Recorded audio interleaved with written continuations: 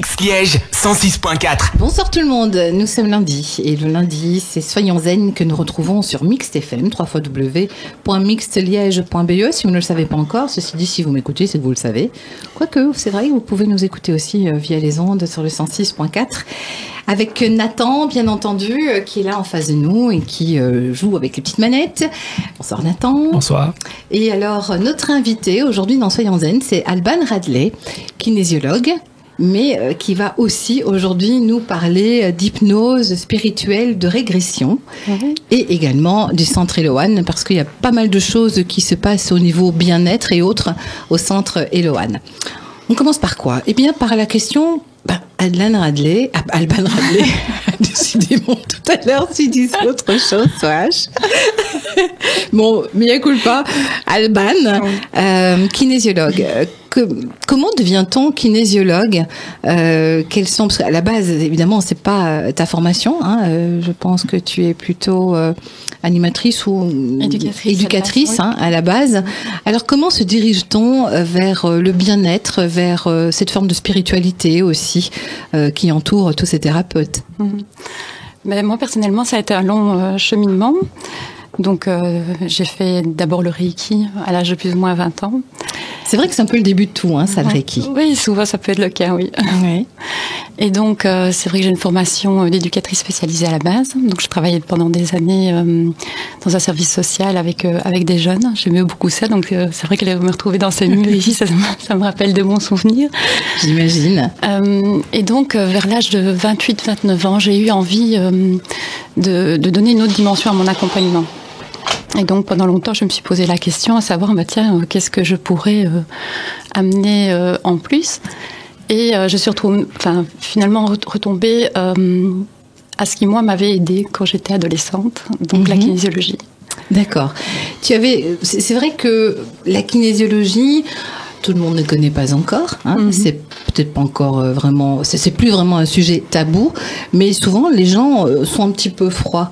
Et toi, comment y étais-tu arrivé quand tu étais jeune ? Ce sont tes parents peut-être qui t'ont dirigé. Comment ça s'est passé cette rencontre avec la kinésiologie ? Donc d'abord, c'est ma maman qui a toujours été très portée par tout ce qui était spirituel et qui avait un profond désir de pouvoir m'aider quand j'étais adolescente. Et c'est vrai que j'avais touché à plusieurs choses et bon, il n'y avait pas vraiment grand-chose qui faisait effet. Résultat. Et donc, j'ai été voir une dame extraordinaire quand j'avais 16 ans, 15-16 ans, je pense, dans ces eaux-là. Et elle m'a beaucoup, beaucoup aidée.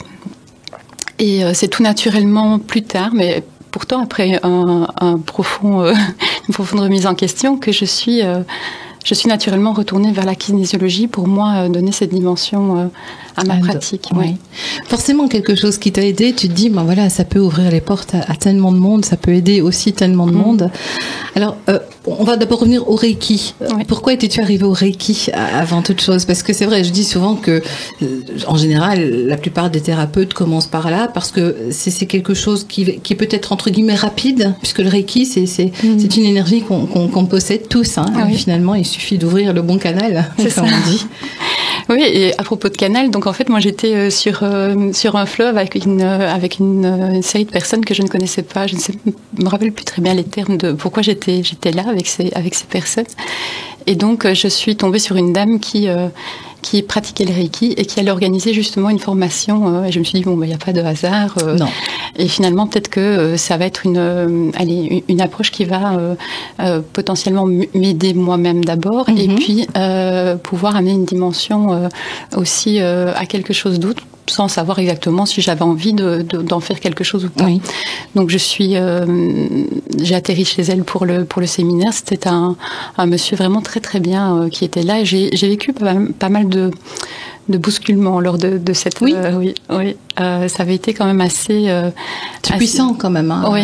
Ben psychologiquement, je veux dire. Oui, il y avait des schémas comme ça qui remontaient à la surface. Et puis voilà, tout s'était pas passé en douceur.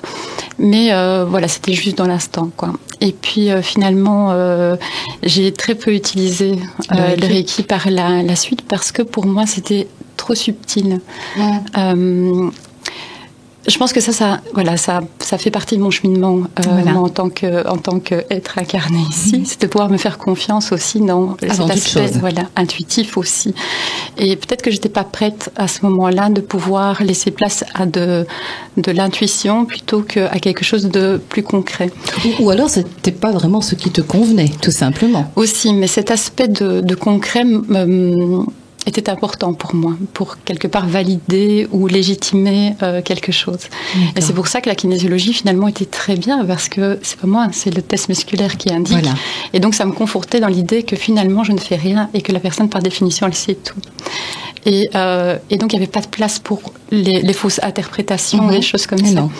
Donc voilà pourquoi la kinésiologie était quelque chose de très confortable pour moi. C'est vrai que dans la kinésiologie, comme tu le dis, tu fais rien, tu es juste un petit peu le relais entre le corps, entre ce que nous, en tant que patients, on sait mais qu'on ne veut pas s'avouer. Enfin, que le corps va l'avouer pour nous, quelque part. Et donc toi, tu es un petit peu la traductrice de tout ça. Moi, j'aime à définir la kinésiologie et le kinésiologue comme un lecteur d'informations. En fait, on n'est jamais qu'un outil, comme un radiesthésiste va prendre un pendule. Le kinésiologue utilise ce test musculaire et donc va interroger la personne au niveau du corps physique, du mental, de l'émotionnel, voire du spirituel. Et donc, si on se place dans cet espace de neutralité, finalement, où on ne cherche pas à donner du sens à ce qu'on croit savoir et qu'on ne sait pas, on laisse toute la place à l'autre pour pouvoir s'exprimer, même au-delà de ce qu'il pense savoir au niveau conscient. Et donc, c'est là l'intérêt de la kinésiologie, c'est qu'on va travailler sur toutes ces mémoires, quelque part, qui vont déterminer quels sont les blocages et quelles sont les équilibrations possibles pour que la personne permette de recouvrir son plat potentiel. On ne se rend pas compte, justement, qu'on possède ce tas d'informations, que notre corps possède ces informations. Pourquoi est-ce qu'on ne pourrait pas s'en rendre compte soi-même plutôt que de passer par un kinésiologue ? C'est quelque chose, finalement, que la vie devrait nous donner, tout simplement, non ? Accès à toutes ces informations. Ou on les refoule aussi, peut-être ? Mais ça, c'est j'ai envie de dire, moi, c'est l'aspect qui est formidable de notre être, c'est qu'on est formidablement bien fait pour oublier. Oui, et donc ça, c'est notre clé de sécurité, c'est notre inconscient. Oui, mais qui nous empêche parfois d'avancer, on est d'accord. Oui, mais il nous empêche d'avancer parce que, quelque part, c'est une clé de sécurité pour nous. La peur, alors ? Ça fait partie des croyances, des peurs et toute une série de choses qui se mettent en place. Ce sont des mécanismes. La bonne nouvelle, c'est qu'on peut agir sur ces choses-là. Eureka. Enfin.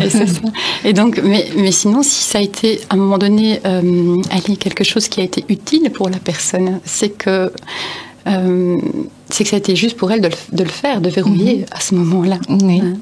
Et d'oublier. Et ce qui est bien avec la kinésiologie, c'est qu'on n'a pas besoin forcément de remonter tout à la conscience. Ah non. Non, de fait, ça c'est vrai.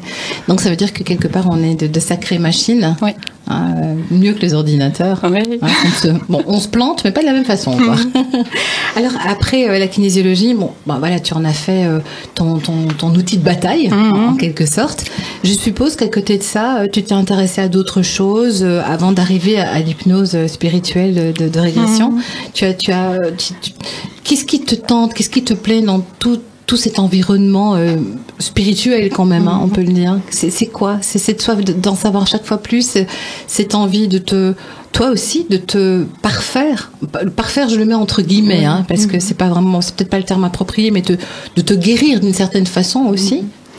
Tout est, profondément guérissant.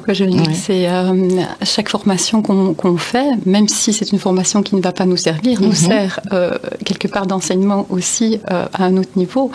Donc, j'ai toujours été une boulimique d'apprentissage. J'adore ça et c'est ce qui m'a conduit aussi à vouloir créer ce centre de formation. Il y a tellement d'outils à explorer. Alors, j'ai pas assez d'une vie que pour apprendre tout ce que j'ai envie d'apprendre.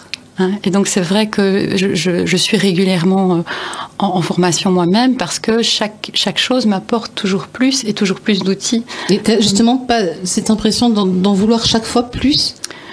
Non, parce que j'ai aussi des limites et je sais que je peux faire le tri entre ce que je fais et ce que je vais utiliser, mais d'une autre manière, ça va me porter. C'est peut-être pas un outil que je vais mettre à disposition des personnes, mais ça va être un outil qui sera destiné à mon propre développement aussi. Donc il y a les deux. Il y a vraiment l'aspect, tiens, quels sont les outils qui vont agrémenter mon panel, oui. Et quels sont les outils qui vont quelque part me servir moi en tant que personne. Quelle est la formation qui t'a le plus perturbé? Parce que j'imagine quand même des formations, des stages qui sont assez perturbants. Oh, c'est difficile comme question. Il y a beaucoup de... Chaque formation est colorée de quelque chose. Et je ne saurais pas répondre à cette question, mais c'est vrai qu'il y a des formations que j'ai suivies avec certaines personnes et qui... que ce sont des outils que je vais utiliser tous les jours. Je pense à l'hypnose de régression, par exemple. Jean-Charles Chabot qui m'a enseigné ce merveilleux outil est quelque chose pour lequel je rends grâce tous les jours. J'ai suivi des formations avec Guillaume Crémel aussi en kinésiologie. Oui. Donc chakra présence, essentialiste. Ce sont des outils de kinésiologie que j'utilise tous les jours et pour lesquels je rends grâce aussi. Ils sont extrêmement porteurs et qui agissent vraiment très très bien au niveau subtil. Donc non, c'est difficile de... Oui, c'est vrai que c'est pas toujours évident quand on n'est pas vraiment plongé dans ce milieu. Ça veut dire que à force de suivre des formations, à force de se mettre en pratique aussi finalement tous ces acquis, est-ce qu'une personne, un thérapeute comme toi ou les autres, vous devriez être des personnes totalement heureuses à 100%. On y sait, je pense. Mais il y a toujours matière. C'est un puits sans fond finalement l'être humain. Est-ce qu'il y aurait un moment donné où il serait à 100% vraiment top nickel? Je pense que si c'était le cas, on ne serait pas là. Donc on a toujours quelque part quelque chose à transcender. Ce qu'il faut, c'est ne pas le voir comme un problème, mais plutôt comme une merveilleuse opportunité. D'accord, ça c'est une belle phrase. Alors Nathan, tu me fais un petit signe, donc ça veut dire qu'on va faire une petite pause musicale, c'est ça? D'accord, à tout de suite. Mixte Liège 106.4. Un peu de la musique du monde pour cette émission Soyons Zen, avec Nathan bien entendu, et puis Alban Radley, kinésiologue entre autres.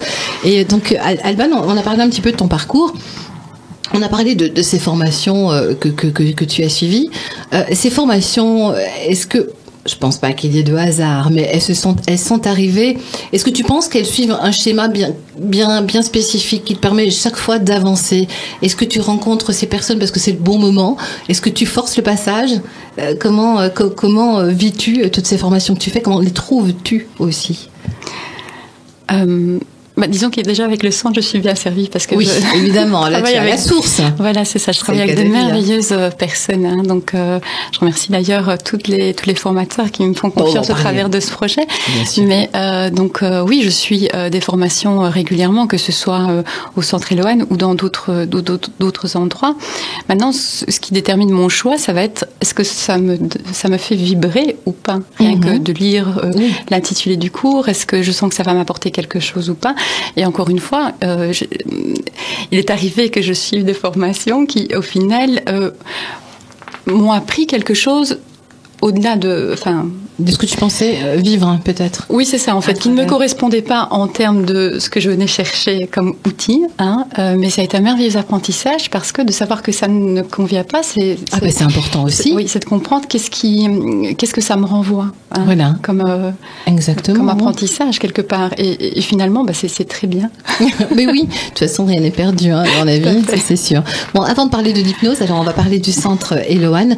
Donc là, c'est justement comme tu disais, tu avais une soif d'apprendre, de rencontrer, de connaître certains sujets. Donc tu t'es dit, si je créais un centre sur Liège pour ouvrir encore plus cet espace, ouvrir un espace à tous, voilà, et y trouver peut-être ce qu'ils cherchent. Alors, comment est née cette idée? Quand? Il n'y a pas longtemps. Il n'y a pas longtemps, il n'y a quand même pas des années. Non, c'est 1 an, 2 ans? Oui, c'est ça va faire 2 ans. Alors, c'est aussi un long parcours, ce centre. Donc, j'ai travaillé pendant des années, comme je disais tout à l'heure, comme éducatrice de rue avec des jeunes. Et puis, en 2014, après plus de 10 ans, j'ai été licenciée. Donc, ça a été d'abord un choc dur. Oui, quelque chose qui m'a vraiment beaucoup appris. Mais D'abord, il a fallu vraiment que je dépasse l'idée de l'échec au travers de ce projet et que j'en ressorte l'apprentissage, quoi. Et donc, après une profonde remise en question, finalement, j'ai fait un peu le bilan de où j'en étais, de mes talents, de mes faiblesses. Et en 2012, j'avais créé déjà avec une personne, enfin plusieurs personnes, un centre de formation de kinésiologie à Liège. Et finalement, je suis revenue à quelque chose qui me tenait à cœur. C'est peut-être pas plus mal, hein, voilà, c'est des sentiments. Voilà, c'est ça. Ça m'a, je pense, vous savez, j'avais plusieurs signes déjà qui étaient préalables à ce licenciement, et c'est vrai que je me sentais de plus en plus mal dans ce travail pour diverses raisons. Et puis finalement, on a quelque chose, c'est confortable, même si on sait qu'on n'est plus à sa place. Quelque part, c'est confortable, voilà, c'est confortable. Et donc, finalement, bon, voilà, je pense que l'univers quelque part m'a envoyé un message plus fort, jusqu'à passer cette étape. Et donc, voilà, quelques mois plus tard, finalement, je me suis dit, mais ce projet que j'avais eu à l'époque, et puis, mais il était cloisonné dans de la kinésiologie, donc finalement, j'avais compris aussi qu'il n'y avait pas que ça. Oui, ben voilà. Il fallait toutes ces années pour le comprendre. C'est ça. Et qu'il y avait des tas de choses qui étaient autour et qui méritaient d'être mises en lumière. Et qu'il y avait des tas de merveilleuses personnes aussi qui pourraient transmettre cette lumière dans cette énergie aussi, dans une belle énergie par rapport à ce qu'ils proposent. Mais il a fallu aussi, quelque part, que je fasse le saut d'assumer. Et ça, c'est pas toujours facile. Hein. C'est ça. Donc, je vous avais dit tout à l'heure que la kinésiologie avait été confortable parce que moi, c'est le corps et tout ça. Donc voilà, on était déjà. C'est autre chose encore. Et là, je faisais le grand saut que j'assume ma spiritualité à 100%. En plus. Et que, bon, pour certaines personnes, ce que je propose ou ce que je fais peut sembler complètement perché, mais que c'était pas grave. Il vaut mieux parfait perché, je trouve. C'est ça. C'est vrai que, voilà, ça fait peut-être un petit peu figure d'extraterrestre pour certaines personnes. Mais au bout du compte, on a besoin justement de centres tels que celui-là pour pouvoir y trouver notre vrai nous-mêmes. Oui. Et voilà, et toi finalement, tu l'as trouvé en le créant, ce centre, et en finalement faisant fi de tes craintes peut-être d'aller de l'avant et d'ouvrir, parce que c'est quand même, c'est pas rien d'ouvrir un centre tel que celui-là, parce qu'il faut aussi s'associer avec des personnes qui correspondent à ce qu'on a en tête et qui sont fiables. Et ça, comment ça s'est passé à ce niveau-là ? Bien, je fonctionne vraiment au coup de cœur. Donc, j'ai collaboré avec des personnes qui ne font plus partie du chemin maintenant, pas parce que on n'a plus de considération l'un pour l'autre, mais simplement parce que le chemin est fini. Voilà. Donc, mais ça laisse la place aussi à d'autres personnes. Je fonctionne vraiment au coup de cœur. Et c'est vrai que pour moi, ce qui est important, c'est que chaque personne soit vraiment dans l'autonomie de l'être. Donc, ce qui est important pour moi, c'est qu'on ne soit nullement dans une prise de pouvoir quelconque sur l'autre. On a déjà bien vu que ça ne menait nulle part, ce genre de choses. Mais oui, et malheureusement, il y a déjà... Enfin, ça arrive souvent, et donc que ce soit au niveau des pratiques en elles-mêmes, comme la technique elle est mieux que la tienne, voilà, il n'y a pas de place pour tout ça. Comme il n'y a pas de place pour l'enseignant qui se met en position, vous voyez, celui qui sait et quand l'autre ne sait pas. Enfin, vous voyez, c'est. Je crois qu'il faut qu'on reste tous pareils, tels que nous sommes, humbles, tout simplement. C'est ça. Et moi, vraiment, ce qui me tient à cœur, c'est que chaque personne avec qui je collabore soit dans cette énergie du cœur, mais vraiment. C'est pas important. En théorie, mais pas, voilà, vraiment dans sa pratique. Parce que les personnes qui fréquentent le centre le ressentent. Oui, tout à fait. Aussi, et c'est quand même la base de toute chose. Alors, qui travaille finalement dans le centre Eloane ? Quels sont les... je ne trouve plus... Les formateurs ? Oui, voilà, les formateurs. C'est un mot facile pourtant. Oui. Et voilà. Donc, il y a Martine Stassen, qui donne les massages métamorphiques, et un atelier aussi avec Véronique Halleux sur la féminité, le féminin sacré. Véronique Halleux, donc, qui est formatrice en bioénergie, constellation familiale et quantique. Pierre-Henri State, qui donne toutes les formations qui sont davantage orientées sur des dimensions plus spirituelles, voire interdimensionnelles. Donc, il donne dialogue avec les guides, lecture akashique. Un peu plus ésotérique. Voilà, c'est ça. David Kremel qui donne les soins esséniens, Jean-Charles Chabot, l'hypnose spirituelle de régression. J'essaye de faire le tout dans ma tête. Alors, Renaud Servotte, qui vient rejoindre l'aventure cette année avec sa femme Macha, qui va donner plutôt aussi des formations sur comment préparer l'arrivée d'un enfant en conscience, mais aussi avec des notions de géobiologie, des choses comme ça. Donc, il y a aussi l'harmonisation de son habitat aussi qui donnera cette année. La communication avec les plantes, que je trouvais aussi avoir toute sa place. Jade Allègre, qui est médecin naturopathe et anthropologue médical, qui vient de Paris, elle donne des formations de communication animale et les argiles. J'ai peur d'oublier certains, vous m'excuserez si c'est le cas, mais voilà, j'essaye de si jamais, voilà. Pardon. Oui, il n'y a pas de souci. C'est vrai que c'est quand même pas mal de formateurs quelque part qui t'entourent. Ce sont des techniques aussi qui ont besoin d'être découvertes. Tout le monde ne sait pas ce que c'est une constellation familiale. Tout le monde ne sait pas qu'il existe des guides avec qui on peut discuter. Comment aborder ces sujets avec un public qui ne les connaît pas vraiment, parce que ça passe par là aussi. Le centre, il faut faire une communication autour du centre. Et comment tu t'y es prise pour aborder le public qui pouvait rejoindre et qui a rejoint d'ailleurs aussi le centre? Mais pour aborder, ça a été, voilà, j'ai ma page professionnelle. J'avais quand même des personnes qui me suivaient. Quand j'ai lancé le centre, on a commencé avec une conférence. Et d'ailleurs, j'ai oublié d'inclure Sébastien Elchamp qui donne le cours de kinésiologie, bien sûr, aussi au centre Elohen. Et donc, on a fait cette soirée de lancement qui a été bien accueillie, vraiment du public. On avait eu quand même un certain nombre de participants. Et puis, on s'est très vite mis d'accord sur les formations qu'on allait donner. Pendant, c'était une demi-année finalement, puisqu'on l'a lancé dans le courant du mois de novembre. Et puis, tout s'est très rapidement mis en place. Des nouvelles personnes qui sont arrivées sur ma route, avec qui, voilà, on a accroché mutuellement, donc qui avait envie de rejoindre ce projet aussi. Et voilà, donc le programme s'est étayé quelque part. Et voilà, on en est là au jour d'aujourd'hui avec des personnes qui partent, des personnes qui entrent. Mais c'est ça un petit peu finalement le flux de la vie. C'est ça, tout à fait. Et puis on n'a pas toujours besoin des mêmes choses au même moment, ou comme tu dis, c'est pas le hasard, c'est la vie qui fait que voilà, telle ou telle personne doit venir te rejoindre, tu dois rencontrer telle ou telle personne doit rencontrer aussi ton public, quelque part. Et justement, comme c'est varié, tout le monde peut un peu s'y retrouver. Oui, tout à fait. Donc moi, j'aurais vraiment, d'une part, envie de ne pas être un énième centre de formation qui propose les mêmes choses qu'on voit partout. Donc il y avait certaines branches pas qu'elles ne m'intéressaient pas, mais qui n'avaient pas sa place, parce que autant dire que j'avais envie d'assumer ce côté spirituel, et autant j'avais envie que les outils le soient aussi. Quelque part. Et donc du coup, voilà, ça a déjà donné quelque part certaines lignes directrices quelque part à ce projet. Et donc la question, c'était, je ne sais plus. Oui, donc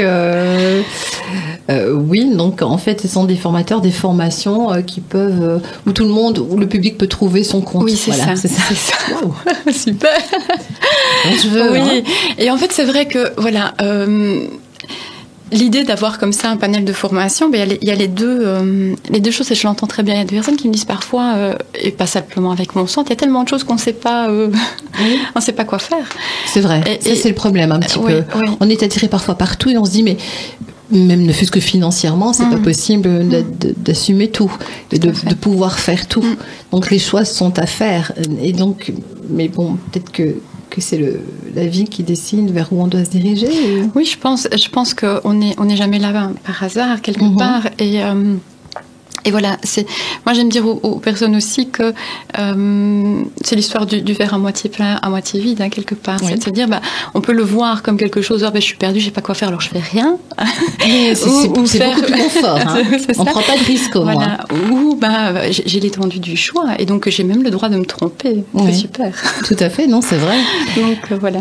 Alors, quand tu parles du côté spirituel, quelle est ta définition de la spiritualité ? Parce que les personnes pensent parfois que la spiritualité s'arrête simplement avec la communication avec l'au-delà.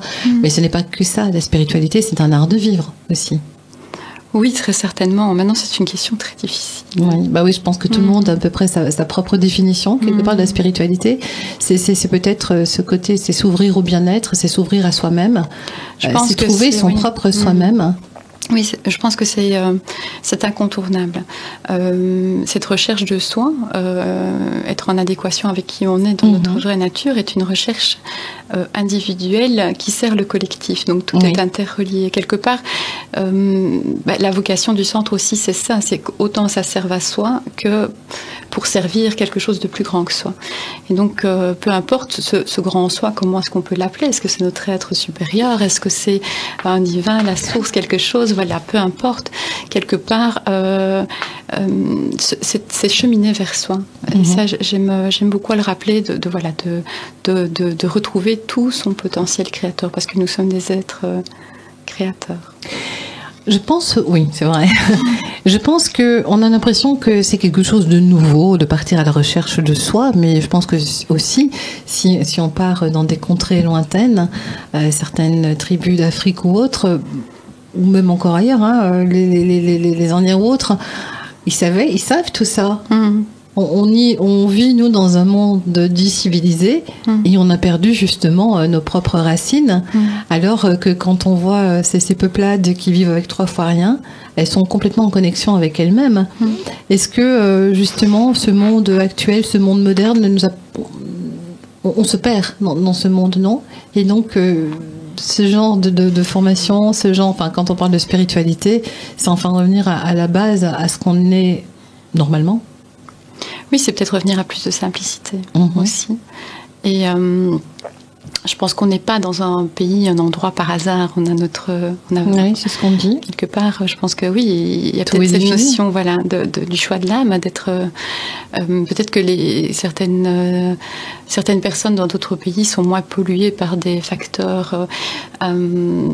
société de consommation, par exemple. Mais sont victimes d'autres choses aussi. Donc... Rien n'est simple, de toute façon, dans la vie. Voilà, c'est ça. Et il ne faut pas croire que l'herbe est plus verte ailleurs. Rien n'est simple. C'est la façon d'aborder la vie qui peut être différente. Oui. Je pense que vraiment le regard que l'on a sur les choses est fondamentalement déterminant. Je crois que si on part aussi avec un regard positif, c'est ce qu'on entend dire, si on part avec un regard positif, la vie ne peut être que positive. On influence ce côté-là, un petit peu. Moi, je dis souvent aux personnes que je rencontre, mes clients, on dit souvent qu'il faut prendre du recul. Moi, je pars du principe qu'il faut prendre de la hauteur et voir avec ce regard qu'est-ce qui est en train de se jouer. Il faut sortir de l'identification. En fait, on s'identifie trop à ce qu'on croit être, à ce qu'on ressent, et aux autres. Et donc, à partir du moment où on a ce regard, quelque part, cette vue d'en haut sur ce qui est en train de se passer, on peut identifier les rôles différemment et surtout définir quelles sont les opportunités. Parce que peu importe ce que l'on vit, on choisit quelque part sur un plan plus subtil, certainement, de le vivre. Et le but ultime, c'est de croître. Donc de se servir de cette expérience pour transcender quelque part la difficulté, qui n'est pas une difficulté, mais qui est une opportunité. Donc moi, j'aime avoir ce regard-là sur les choses, ce qui permet d'avoir une juste distance, quelque part. Mais c'est déjà un sacré travail sur soi-même que de pouvoir prendre cette hauteur. Oui, mais tout le monde est capable de le faire. Mais tout le monde ne le sait pas. Oui, c'est vrai. C'est ça un petit peu finalement le problème de l'existence, c'est que oui, on a beau nous dire voilà, si ça t'arrive, c'est une leçon, c'est que tu dois apprendre quelque chose. Justement, on prend un peu de la hauteur pour analyser ça. Rien n'arrive par hasard. Mais certaines personnes qui sont vraiment dans un néant total, on a beau leur dire ça, elles se disent oui, attends, c'est facile de dire c'est que ça devait m'arriver, oui, c'est malin ça. Mais c'est vrai, et justement, une fois que cette histoire, ce problème commence à se dissoudre un petit peu, c'est vrai qu'on se dit oui, voilà, ça m'a appris quelque chose. Oui. Mais faut-il fondamentalement passer par des choses négatives pour avancer? Apparemment, on dirait. Parce qu'on les voit comme quelque chose de négatif, et vous voyez que même par rapport à l'explication que vous donnez, on en retire un enseignement positif à la fin. Oui. Donc rien en soi, ça n'est jamais que le regard que l'on a sur les choses. Je prends un exemple très simple. 2 enfants sont au bord de la mer, il y a une grande vague qui arrive et qui les chasse tous les deux. Il y en a un qui rigole et l'autre qui pleure. C'est la même vague. C'est la même vague, mais la façon, peut-être l'éducation lui a fait voir, la manière dont on lui a permis d'aborder la vie, lui a fait voir la chose différemment. Donc le sens n'a pas de sens, il n'a jamais que le sens qu'on lui donne. Ouais, mais c'est vrai. Ouais. Mais c'est pas toujours évident de l'expliquer à l'extérieur non plus. Hein. Mais c'est pour ça qu'il y a des merveilleux outils pour s'aider, parce qu'on ne peut pas tout... Il y a la différence entre le fait de le savoir au niveau du mental et le savoir quand ça part vraiment d'un élan du cœur, presque un réajustement, un alignement à ça.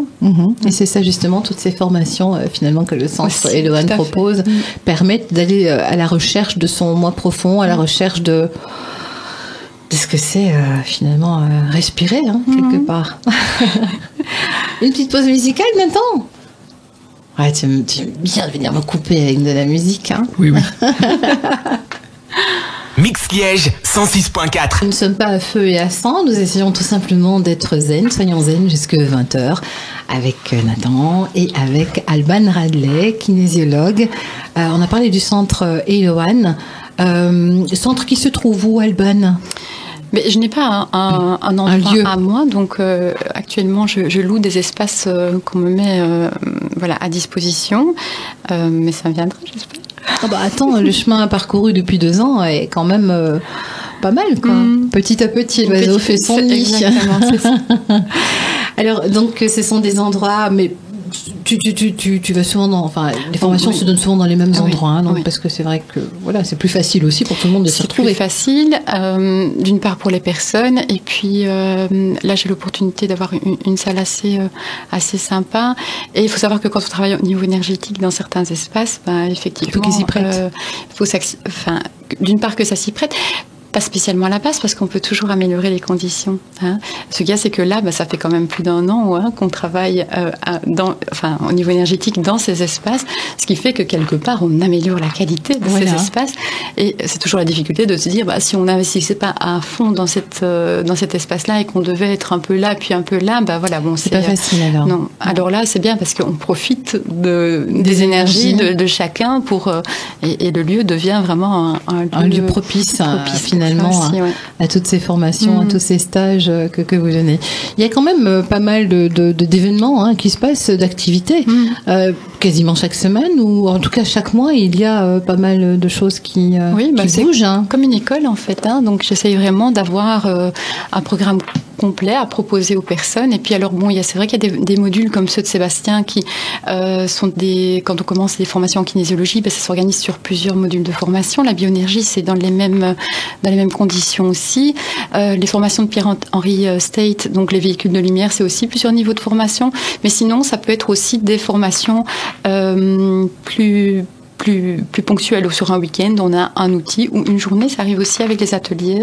D'ailleurs, je m'aperçois aussi que j'ai oublié j'ai oublié Noël Mabillard qui donne des formations extrêmement porteuses sur justement sa propre naissance. Ah oui, et toutes les mémoires qu'on a de la conception à sa naissance, donc mois par mois, et c'est assez extraordinaire. Qui se fait en 9 jours, non? C'est pas ça? C'est pas une formation? Il y a 9 étapes de la naissance. Pour les 9 mois, c'est un atelier extrêmement révélateur. Ma petite Val qui m'en a parlé tout à l'heure, c'est quelque chose. En fait, finalement, quand on entend tous ces ateliers, toutes ces formations qu'on pourrait faire, on se dit, mais c'est un côté magique, un côté merveilleux. Oui. Et on se dit, mais moi j'ai envie de faire ça, Est-ce que tu penses qu'il y a vraiment un parcours à faire finalement non. Ça vient, quand le moment est présent, on revient souvent à ça, quand ça se présente, quand la vie l'a décidé, mais finalement c'est tellement ça. On va trouver cet atelier-là. Et pourtant, tout tente. Oui, c'est vrai que j'entends bien la difficulté à faire des choix, et j'entends bien aussi la difficulté horaire ou financière qui peut être liée derrière certaines... Comment faire alors ? D'y aller petit à petit. Moi, j'ai commencé mes formations de kinésiologie en 2009. Ah oui. Et c'est au fur et à mesure du temps et de ma pratique et de mes clients, et je suis encore régulièrement en formation, que j'ai su subsidier moi-même. Vous voyez, c'est tout un chemin aussi. Maintenant, oui, il faut commencer. La vie, c'est fait de choix. Mais oui. Fichtre. Oui. On veut tout. Ouais. Et donc, c'est vrai qu'il ne faut pas tout vouloir. Non, et puis il y a des choses qui ne sont pas juste le moment maintenant, et puis qu'ils le seront après. Et c'est bien comme ça. Donc simplement d'accueillir et de profiter du moment quand il se présente et qu'on voilà. Moi, je veux dire ma petite chose à moi, c'est ce qui me fait vibrer quoi. Quand je sens que je vis pour une telle thématique, j'y vais. Oui. J'explore. Et puis... Dans le fond, c'est vrai. Il faut fonctionner un petit peu à l'instant. Oui, c'est tout à fait. Il faut arrêter d'être de trop réfléchir. Voilà, c'est ça. Ouais. J'ai entendu ça aussi tout à l'heure. Mais quelle est la différence entre les formations et les ateliers? Parce qu'il y a une différence, évidemment. Alors oui, en général, les formations, c'est plutôt des choses qui sont organisées des week-ends complets. Les ateliers, c'est plutôt des ateliers d'initiation. Donc voilà. Par exemple, les ateliers, c'est le massage métamorphique. Vous avez quand même une pratique, mais elle s'organise sur une journée. Vous apprenez vraiment à décoder au niveau des mémoires cellulaires. Et donc, Martine Stassen le propose parce que ce n'est pas la formation complète. Sans ça, la dame, je pense qu'elle est en France, pour le massage métamorphique. Donc, c'est vraiment un atelier d'initiation. Les kinessences, par exemple, qu'on parlait tout à l'heure, les ateliers proposés par Noël, ce sont des ateliers qui peuvent être suivis à la carte. Donc, tu pourrais très bien faire de la conception des 4 premiers mois de vie intra-utérine et puis choisir de faire ta naissance 6 ateliers plus tard, par exemple. Tu vois, tu n'es pas obligé de suivre la conduite. Voilà, c'est ça. Donc, c'est un peu des choses qui peuvent être suivies à la carte comme ça, qui s'organisent souvent sur une journée. Que les formations sont plutôt vraiment, c'est un week-end plus intensif. Voilà, et tu as vraiment un outil quelque part aussi. Quoique les autres, c'est des outils aussi. Aussi, oui. Ce sont aussi des outils. C'est même pas une question d'outils, c'est une question peut-être de volume d'heures. D'approfondissement. Peut-être aussi. Mm-hmm. Est-ce que ça veut dire que quand on suit ou un atelier ou une formation, on peut... est-ce qu'il y a un diplôme, un certificat ou quelque chose à la fin? Alors, ça dépend pour lesquels, mais évidemment, dans notre secteur d'activité, les certificats valent pas grand-chose. Non, parce que pas des diplômes d'État. Donc, il n'y a pas grand-chose de reconnu ici en Belgique encore. Qu'est-ce qui est reconnu? La sophrologie? C'est possible. Je ne sais pas mon domaine, donc je ne saurais pas répondre certainement. La sophrologie. Kinésiologie est reconnue? Non. Pas reconnue? Non. Non, je pensais que la kinésiologie était reconnue. Elle commence à être, en tout cas, reconnue de certaines mutualités qui remboursent 4 séances par an, par exemple. Mais c'est une belle avancée. C'est une très belle avancée. Et il y a une à ma connaissance qui le propose aujourd'hui dans les mutuelles. Dans les mutuelles, oui, tout à fait. Maintenant, oui, il y a une fédération qui est là pour vérifier. Mais non, ce ne sont pas des diplômes d'État. Donc, la formation de bioénergie, elle est certifiante, mais certifiante par nous, comme la formation d'hypnose spirituelle, elle est certifiante par l'Institut international d'hypnose. Donc voilà, mais ce sont des diplômes que nous délivrons. Donc, ça veut dire qu'il n'y a pas d'accès vraiment à la profession. Enfin, je veux dire, formateur, on ne peut pas être formateur ou en tout cas, pas formateur. Qu'est-ce que je raconte, moi? On ne peut pas être... thérapeute. Oui. Oh là là, ça devient grave. On ne peut pas être thérapeute comme ça. On ne peut pas se définir thérapeute et mettre une plaque sur sa maison de thérapeute. Mais tout le monde, quelque part, peut mettre des plaques oui, sur le devant chez lui. Il y a personne qui va venir, je pense, vérifier maintenant quel est votre niveau de formation ou pas. Donc voilà, il faut... Oui, non, c'est vrai. Ma question, on l'efface? non, on va dire que si je l'ai posé, c'est parce que... Alors, Alban, forcément, au gré de tes rencontres, au gré de tes formations, il y en a une qui est sortie encore un peu plus du lot. C'est donc l'hypnose spirituelle de régression. Oh là, un terme qui fait peur, qui tente et qui... Oups là, c'est quoi? Mais c'est un processus qui vise finalement à permettre à des personnes de lever le voile sur une vie passée, une ou plusieurs vies passées, qui auraient de l'influence dans cette vie présente, dans le but de comprendre et de libérer certaines scories qui seraient toujours en lien avec cette vie-là. Et donc c'est un formidable complément à la kinésiologie, parce que au travers de la kinésiologie, je travaillais déjà sur des mémoires karmiques, mais du bout des doigts. Oui. Et mais donc ça te titillait quand même. Hein. Oui, parce que j'avais envie d'aller plus loin, parce que j'ai toujours été familière avec tout ça, mais je n'avais pas, je ne pouvais pas approfondir vraiment la question. Et bien que intuitivement, je ressentais, percevais certaines informations, c'était pas aussi concret, réel, que dans ce type de processus. Et donc, j'ai eu la formidable opportunité de collaborer avec l'Institut international d'hypnose qui est situé au Canada. Et donc, je me suis formée avec Jean-Charles Chabot à l'hypnose de régression. Donc, l'idée, c'est vraiment ça, c'est d'aller voir donc, que l'inconscient choisisse de lever le voile sur une vie qui a de l'influence et de comprendre, de libérer dans un but de croissance personnelle, en tant qu'âme et en tant qu'être incarné. Et il y a deux types, je veux dire, de procédés donc à cette approche.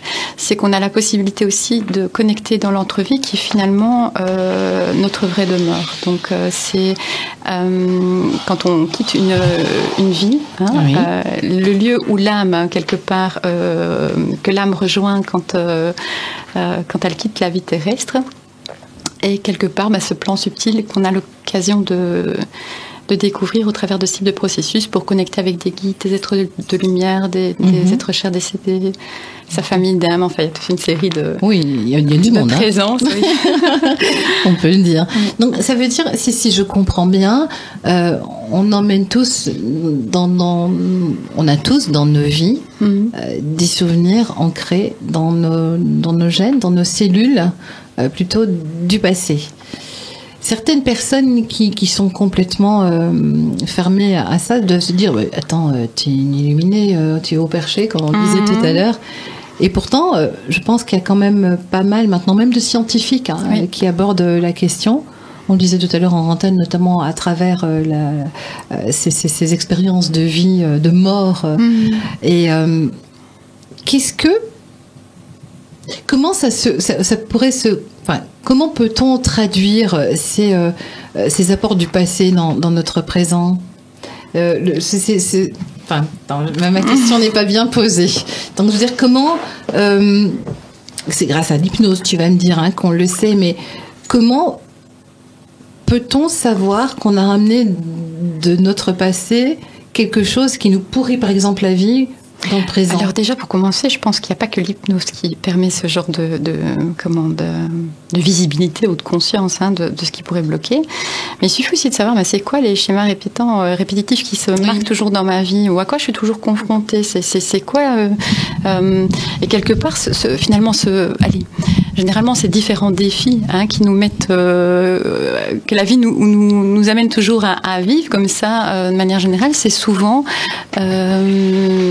quelque part des choses qui sont mises en lien avec... C'est rien, c'est juste la poignée de la porte qui tombe tout le temps, chaque fois. Donc par exemple, ce sont souvent des choses qui sont en lien avec des vies passées ou sa mission d'incarnation quelque part. Alors pour ceux qui ne savent pas, qui ne comprennent pas, une mission d'incarnation, c'est quoi? Alors mission d'incarnation, c'est ce que l'âme est venue régler, vivre, approfondir, a choisi en tout cas de venir explorer et certainement transcender. Donc et c'est là que certaines fois les vies antérieures peuvent avoir directement une influence quelque part. C'est-à-dire que allez, je vais prendre mon exemple. Je vais vous dire quelque chose de très personnel. Vous voyez, l'exercice est très difficile aujourd'hui de pouvoir m'exprimer comme ça. C'est un esprit d'incarnation. Tu vois, chez moi, alors c'est assez comique parce que finalement, j'ai choisi au fur et à mesure, tu vois, de mon cheminement, des défis de plus en plus importants. Tu comprends en termes de communication. Oui. Oui. Et pourtant, c'est quelque chose que je viens transcender. Ah oui. Quelque chose que je portais en mémoire, mais la mémoire, c'était, si tu veux, l'intérêt, c'est parce que quelque part, tu t'es amené à... L'idée, c'est de ne plus porter, si tu veux, l'échec de toutes ces vies ou de la vie passée dans laquelle tu as essayé, par exemple, de pouvoir t'exprimer et qu'à chaque fois, tu n'as pas réussi à relever le défi. À chaque fois, tu reviens. Et donc, par exemple, tu viens avec une ou plusieurs. En général, on vient avec plusieurs missions d'incarnation, on ne vient pas qu'avec une. C'est ça qu'on a le dos courbé. Oui, c'est ça. C'est des opportunités vraiment de croissance en tant qu'âme. Ça veut dire que vraiment, une fois que tu as réglé la chose, d'une part, tu vas moins attirer l'expérience à toi. Parce que tu sais, on est des êtres magnétiques, donc quelque part, voilà, tout à fait. plus tu fluidifies l'énergie qui est autour de cette, par exemple, je reprends l'exemple de cette expression, et moins tu vas attirer, si tu veux, les défis où on va te mettre quelque part au défi de t'exprimer, par exemple, de prendre ta place, tu vois, donc tu auras juste des piqûres de rappel. Oui, parce que ça, il y en a toujours. C'est comme un peu les factures qui arrivent dans la boîte aux lettres, quoi. Il y a toujours des piqûres de rappel. Ouais. Donc, ça veut dire que ça peut arriver, et apparemment ça arrive, donc on n'est pas réussi à résoudre ce problème, donc on va revenir dans une vie future, et le défi il sera le même ou il sera un peu plus corsé encore? Alors ça, en termes de défi, je pense que c'est au sens large. Tu sais, il n'y a pas de ligne directrice. Quand je dis défi, oui, on va dire, allez, je prends l'hypothèse, je vais essayer de relever le défi de pouvoir m'exprimer. C'est juste ça qui est défini. Après, comment tu vas vivre ce défi? Ça, c'est pas défini. Tu vois, c'est une multitude de choix possibles. Pourquoi est-ce qu'on décide? Pourquoi est-ce que c'est nous qui décidons, mais pourquoi décider de venir vraiment revenir à chaque fois et d'essayer de résoudre ce problème? On peut pas se dire ça va, maintenant je passe à autre chose, tant pis, j'ai pas réussi, je vais aborder un autre problème. C'est pas possible. Alors tu le fais d'une certaine manière parce qu'il faut pas voir les choses de manière linéaire. Tu vois, si ça se trouve, moi c'est cette vie avant que j'ai pas réussi à m'exprimer. Tu vois, celle avant, tu vois, c'est pas que dans toutes les vies, ce sont vraiment des parcelles, si tu veux, de certaines vies qui peuvent pas être forcément celles d'avant ou tu vois, ça se compte pas de manière. Je sais pas si je suis claire. Si. Moi je comprends. Mais oui, c'est vrai que c'est pas évident de se dire tiens, qu'est-ce qu'elle me raconte elle? Et donc l'hypnose, qu'est-ce que tu fais concrètement? Voilà, tu as une personne devant toi. Est-ce que c'est toi qui vois le problème ou la personne te dit voilà, moi j'ai ce problème-là? Ou tu utilises la kinésiologie pour trouver le problème de la personne? En fait, en général, donc d'une part, je m'entretiens d'abord avec les personnes au téléphone, voir un petit peu quelles sont les demandes, si déjà le processus répond bien à leurs attentes, qu'est-ce qu'ils ont compris de ce type de processus, et de voir un petit peu, quelles sont les attentes vis-à-vis de ce type d'accompagnement. Puis à partir de là, si on sent que c'est juste pour l'un comme pour l'autre, moi j'envoie toujours un MP3 de préparation. Donc il s'agit d'une méditation guidée qui est enregistrée avec ma voix pour que la personne se familiarise avec ma voix, mais aussi permettre d'affiner ses voies de perception, donc au niveau visuel, auditif, kinesthésique, etc., pour qu'elle soit préparée quelque part. Parce qu'on ne peut pas hypnotiser quelqu'un comme... Enfin si, on peut, mais... Alors il y a des personnes qui sont familières avec l'hypnose, il y a des personnes qui sont aussi, qui ont facile de méditer, par exemple, qui méditent régulièrement, mais des personnes qui n'ont jamais rien fait, quelque part, même celles qui ont déjà fait, c'est bien aussi de pouvoir, voilà, c'est quelque part, c'est un engagement aussi, de se dire, je me prépare à vivre cet événement, et je me donne du temps pour pouvoir y arriver et accéder à de l'information, parce que finalement, c'est ça. Et donc j'envoie le MP3 de préparation. Puis le jour de notre entrevue, on discute un long moment. Pour moi, c'est très important, comme en kinésiologie d'ailleurs, pour définir l'objectif de séance. Ici, on définit, qu'est-ce que la personne a rencontré régulièrement dans sa vie? Pourquoi est-ce qu'elle est amenée à vivre ce type de processus? Et voilà, on va un petit peu essayer de comprendre tout ce qui est autour de cette personne, de vraiment prendre le temps de bien comprendre pour que je puisse moi-même bien comprendre la suite, parce que elle va dérouler un hologramme dans lequel je vais plonger totalement. Et donc du coup, c'est important pour moi de savoir qui est cette personne et pouvoir, même si je ne le dis pas, faire des liens, me dire qu'est-ce qu'elle est en train de vivre là dans cette vie là, qu'est-ce qui se joue en termes d'émotions, de situations, de personnes, etc. Donc ça me permet moi-même déjà de mieux comprendre les choses et donc de mieux pouvoir l'accompagner. Et comment tu peux savoir quand tu plonges la personne justement dans cette hypnose quelle vie elle a vécu? Comment on te donne des informations? Comment ça se passe? Comment peux-tu savoir? Donc la personne, moi je ne sais rien. Ça, c'est la première chose à savoir. Et en kinésiologie, c'est pareil. Donc se placer comme la personne qui ne sait rien, c'est formidable parce que tu laisses vraiment la porte ouverte à tous les possibles. Donc d'une certaine manière, bon, le processus, il est simple, c'est l'induction, donc ce qui va permettre à finalement l'inconscient de prendre le dessus. Hein.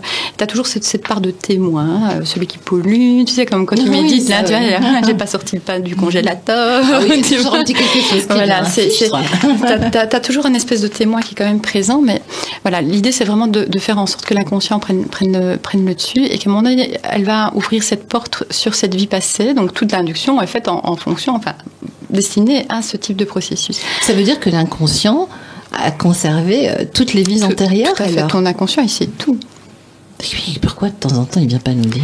Et ta conscience supérieure, en fait, on est guidé par ta conscience supérieure, donc c'est la partie la plus haute de ton âme. Et donc à partir de là, si tu veux, c'est comme si tu allais lever le voile, quoi. C'est comme tu es au théâtre et tu vas lever le rideau, c'est pareil, quoi. C'est quelque chose comme ça. Alors des personnes vont être plus dans l'aspect visuel, d'autres qui vont être plus dans le kinesthésique. L'aspect intuitif aussi prend toute sa place. Tu sais pas pourquoi tu le sais, mais tu le sais. Tu es sur une place, il y a quelqu'un qui est sur le point d'arriver, tu vois, par exemple, tout cet aspect-là, il est tout à fait aussi valable que quand tu vois la personne arriver, tu vois. C'est ça qui est formidable aussi dans ce type de processus. C'est fascinant, hein. Oui, sincèrement, c'est vraiment un très très beau processus et qui permet vraiment de très belles choses. Et donc à partir de là, si tu veux, tu vas aller de scène en scène, hein, tu vas un peu cueillir des informations, voir un peu tiens, c'est quoi que la personne elle a vécu, quelles sont les personnes qui entrent en ligne de compte, quelles sont les émotions, les sensations physiques, voilà, de vraiment comprendre comme ça hein, jusqu'au moment de la mort. Alors il ne faut pas avoir peur de mourir, on est mort des tas de fois, mais ça permet aussi on a quand même toujours peur. Hein. Oui, mais ça permet aussi des tas d'indications. Ça veut dire que de quelle manière je suis mort. Hein, est-ce que j'étais seule ou accompagnée? Quel était mon état d'esprit? Tu vois, c'est toutes des indications qui sont aussi importantes, qui peuvent avoir directement un lien aussi. Tu sais, bon, si tu t'es fait décapiter, tu peux avoir une douleur au cervical depuis longtemps qui s'expliquerait, tu vois, par cette décapitation, par exemple. Là. Donc, voilà, c'est important, tu vois, de pouvoir passer par ces... Donc, ça veut dire qu'on emmène non seulement des traces dans notre inconscient, mais on peut en ramener aussi des traces physiques. Alors, des douleurs physiques, bien sûr, et même parfois des taches de naissance, tu vois. Oui. Je ne sais pas si tu as déjà lu des choses comme ça. Oui, on peut avoir des traces. Un truc, tiens, tout à l'heure. Tu me diras ce que tu en penses. Oui, tout à fait. Et on peut vraiment porter physiquement des traces de vie passée, comme ça, qui sont toujours actives quelque part. Hein, Et donc, à partir de là, si tu veux, ça te permet soit d'amener cette conscience supérieure, donc la partie la plus haute de ton âme, à faire ces apprentissages. Tiens, pourquoi est-ce que j'ai eu accès à cette vie-là plutôt qu'à une autre? Oui, c'est ce que j'allais dire. Apprentissages que je suis venue faire, etc. Parce qu'on peut avoir des centaines, des milliers de vies. Oui. Et alors, quand on fait une hypnose comme celle-là, comment l'inconscient va aller chercher la vie adéquate? Est-ce que on peut avoir vécu mille vies? Oui. Comment aller choisir? Une vieille âme, mais bon. Oui, non, c'est vrai qu'elle est très vieille âme. Mais comment sait-il quelle vie il doit aller toucher à ce moment-là? Alors ça, je te dis tout à l'heure, c'est ton inconscient, c'est ta clé de sécurité. Et donc du coup, déjà, d'une part, ce qui est merveilleux, c'est qu'elle va jamais te laisser, elle ne va jamais te montrer quelque chose que tu ne sois en mesure de pouvoir supporter. Oui. Donc ça, c'est déjà quelque chose de merveilleux. Ça, c'est bien. C'est sympathique surtout. Alors après, en hypnose, le praticien est aussi amené à pouvoir associer ou dissocier la personne. Ça veut dire que si tu vivais des choses qui étaient trop fortes émotionnellement ou physiquement, on peut, si tu veux, voir avec cette vue que je te parlais tout à l'heure de hauteur, hein, et tu regardes un peu la chose comme si tu regardais un film, hein, ce qui te permet de te dissocier physiquement ou émotionnellement du personnage que tu incarnes à ce moment-là. Donc c'est très pratique pour des situations où tu seras amené à vivre des choses un peu difficiles, quoi. Mais ton inconscient est vraiment ta clé de sécurité. Donc, est-ce que la personne, elle est venue à ce moment-là, tu sais, le moment où on va parler, avant la séance, etc., va quand même déterminer quelque part une énergie. Et ton inconscient va l'élever parce que c'est juste pour la personne à ce moment-là. Voilà. Et donc, à partir de là, à partir du moment de la mort et que tu fais ces apprentissages avec ta conscience supérieure, soit tu le fais donc avec cette partie-là de toi, hein, donc la partie la plus haute de ton âme, ou soit tu transites donc dans l'entre-vie. Et là, tu peux connecter donc avec des guides, des êtres de lumière, etc. Donc pareil, pour faire ces compréhensions et ces libérations, mais aussi, et ça tu peux le faire aussi avec la conscience supérieure parce que tu peux appeler, mais s'il y a des choses, des scories, tu vois, des mémoires, des énergies qui sont toujours actives et présentes, tu peux demander aussi des soins, des régénérations par rapport à ça, des profondes libérations par rapport à certaines choses. Donc ça, c'est vraiment et la dimension du sacré prend tout son sens, parce que quand on parle d'amour inconditionnel, de libre arbitre et de toutes ces choses-là, quand tu es dans ces espaces-là, tu comprends vraiment tout le sens. Il y a vraiment le sens sacré du processus, parce que tu le vis, mais en dedans. Donc c'est magnifique. C'est plus que magnifique même. Ça veut dire qu'on revient changer d'une séance telle que celle-là? Alors, les gens, oui, bien sûr, sont généralement très contents de l'avoir vécu. Maintenant, au début, moi, je pensais que c'était vraiment la panacée. Ça veut dire que je me disais, bon, avec ça, c'est le Graal, quoi. J'avais vraiment l'impression que c'était le Graal. Oui. Et tu sais, moi, je suis quelqu'un qui doute beaucoup, qui me remet beaucoup aux questions. Et un jour, je me suis rendu compte vraiment que, en fait, c'était pas toujours le cas. Qu'il y avait des gens qui même réactivent certaines compétences, certains savoirs, et vraiment avec des choses extrêmement porteuses, et ça va profondément changer leur vie. Ah mais oui. Et il y a des personnes, et ça bouge pas d'un iota.